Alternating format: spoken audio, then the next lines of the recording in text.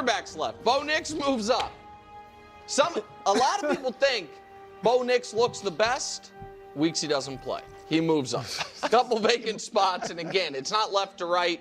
And CJ keeps Caleb. Great take. Speaking of Chicagoans, listen, we haven't quite ever seen a quarterback like this. We've seen quarterbacks be unbelievable late. Very rarely are quarterbacks just really bad early.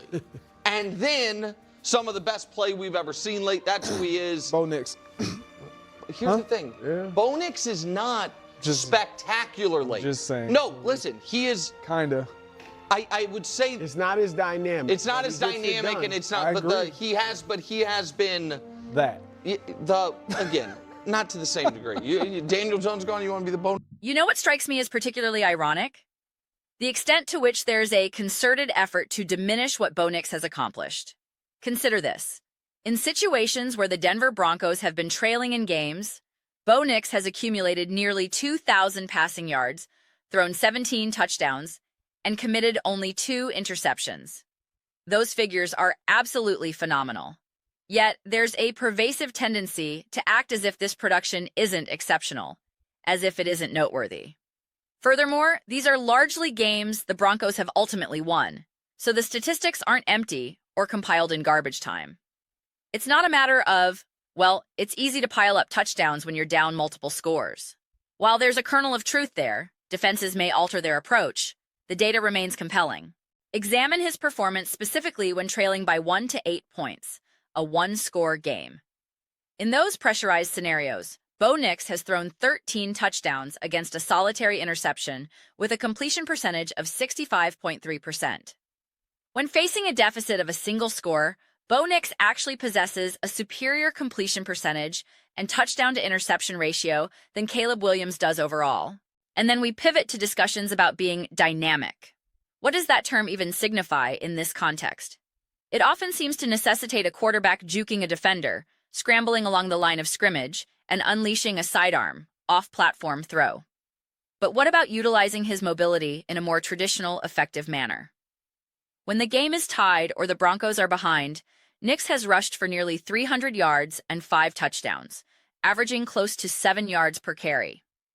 In one-score deficits specifically, he has added 114 rushing yards and 3 touchdowns on the ground. When games are tied, he's contributed nearly 100 rushing yards and another score.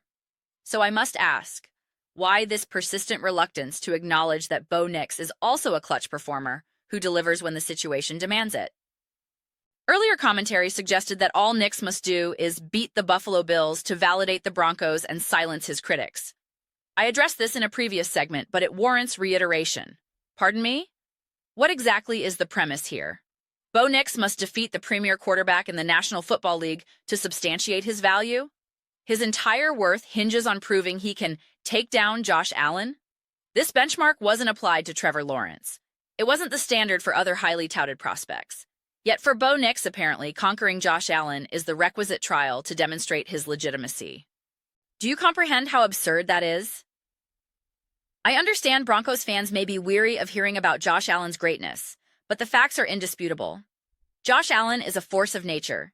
He is arguably the greatest playoff quarterback in history, leading all time in playoff rushing yards, one shy of the rushing touchdown record, leading in total yards per game, and possessing the best touchdown-to-interception ratio in postseason history. He is an absolute juggernaut. And the bar for Bo Nix is that he must defeat this colossus merely to prove he is a good NFL quarterback. Not great, not elite, just good. That logic is baffling. What about his victory over Patrick Mahomes and the Kansas City Chiefs? Did that not matter? Apparently, it did not. This double standard becomes even more apparent when contrasting the discourse. Later, a question is posed. Is Caleb Williams a top 5 quarterback with a win over Matthew Stafford? Hold on. Bryce Young nearly defeated Matthew Stafford. He played well enough to win. Puka Nacua essentially bailed Stafford out. Would anyone have declared Bryce Young a top 5 quarterback had they won? No. Is anyone engaging in a conversation about Bo Nix being a top 5 quarterback if he beats Josh Allen? No, that discussion is conspicuously absent. The inconsistency is glaring. It makes no logical sense. Statistically, Bo Nix and Caleb Williams have produced at a remarkably similar level this season. So what is the actual basis for this divergent treatment? One could argue Nix was even shortchanged in a couple of contests where the team's strategy seemed intentionally conservative, merely aiming to escape with a win rather than pile up stats. My intent is not to instigate a Nix versus Williams debate here. I've engaged in those before, and that's not the present focus. However, my central argument is this.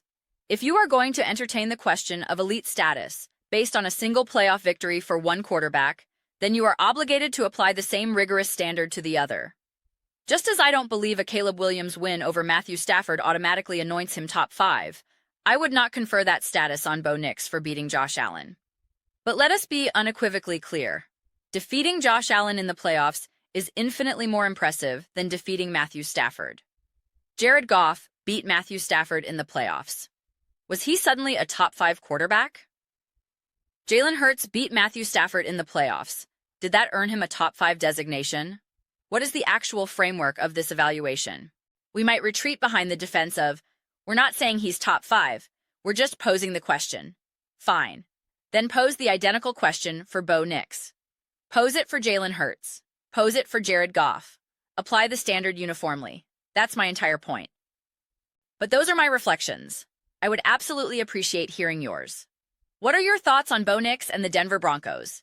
How do you perceive his current standing, the nature of the discourse surrounding him, and the criteria by which he's being evaluated? Let me know in the comments. I read every single one.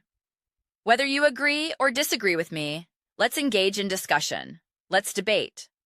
But ultimately, let's enjoy the conversation. Please consider subscribing. We are building an incredible community here, and I would absolutely love for you to participate. I aim to create something we all feel connected to and are excited to be part of. I believe we are making significant progress.